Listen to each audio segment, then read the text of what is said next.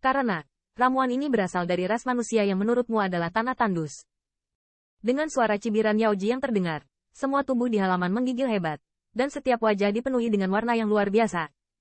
Mereka bermimpi ramuan yang tidak bisa mereka dapatkan sebenarnya diperoleh dari ras manusia, yang jarang dihargai oleh 10.000 keluarga. Bagaimana ini bisa terjadi? Tanda seru. Hehe, mungkin kamu belum tahu. Feilau Chamber of Commerce membuka Human Rache jauh sebelum muncul di 10.000 Monster City. Sekarang, ini sudah menjadi kamar dagang pertama di ras manusia. Yao Jisenlan menatap Qin Yichen, dan minuman keras keluar dari mulutnya.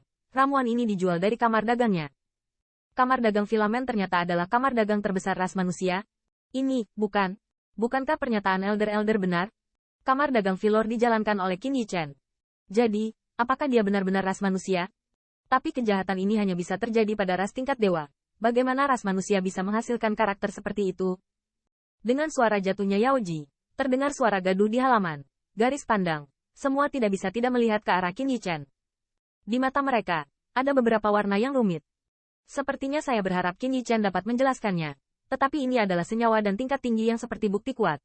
Tetapi beritahu mereka bahwa identitas sebenarnya dari Qin Yichen mungkin adalah ras manusia.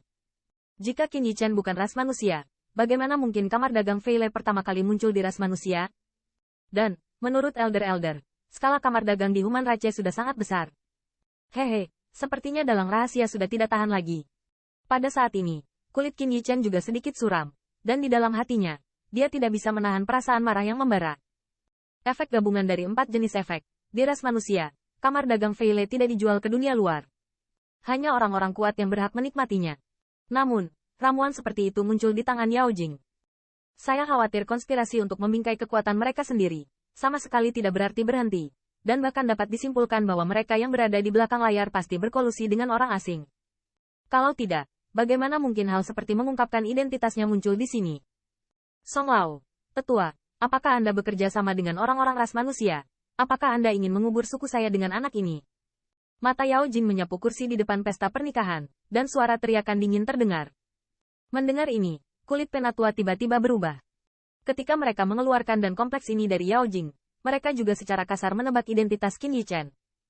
Lagi pula, sekarang resep obat ini hanya ada di tangan Qin Yichen, dan bahkan jika Yao Ji ingin difitnah, tidak mungkin mendapatkannya.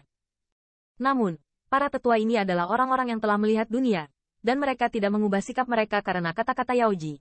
Tetapi mata mereka juga memandang ke arah Qin Yichen. Ras manusia, identitas ini terlalu sensitif, dan mereka berharap yang terakhir bisa memberikan penjelasan yang masuk akal. Jika Qin Yichen benar-benar ras manusia, maka mereka harus menjaga jarak dengan Qin Yichen meskipun mereka memiliki bakat yang hebat. Jika tidak, beberapa bencana yang tidak bersalah dapat menimpa kepala mereka kapan saja, dan bahkan jika mereka ditangkap oleh beberapa orang yang disengaja, seluruh klan narkoba mereka akan sulit untuk dijauhi. Medicine Elder. Analisismu semacam ini benar-benar membuat orang mengagumi kemampuan aktingmu.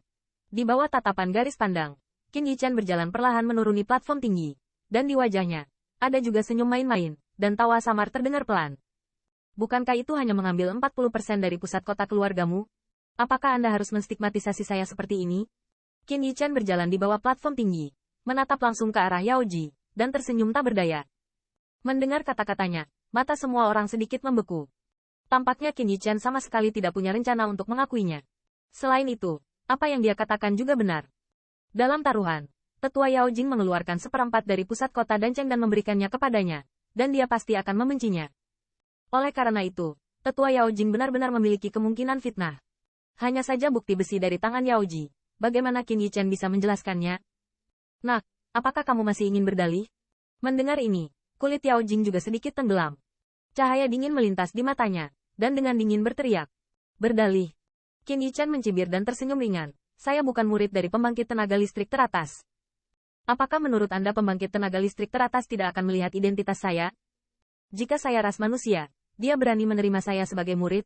Fitnah. Apakah saya perlu berdalih? Dengan serangkaian pemeriksaan silang, wacana Yao Ji mandek. Terlepas dari bukti yang dia miliki, tampaknya Qin Yichen adalah ras manusia. Namun, yang terakhir juga benar. Bahkan jika dia bisa menyamar lagi, tidak mungkin untuk menyembunyikan identitasnya di depan mata seseorang dari pusat kekuatan tertinggi. Terlebih lagi bagaimana, atau hubungan dekat antara guru dan murid.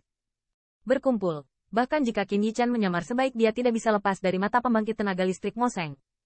Dan ras manusia, Tetapi 10.000 pembangkit tenaga keluarga sangat tabu.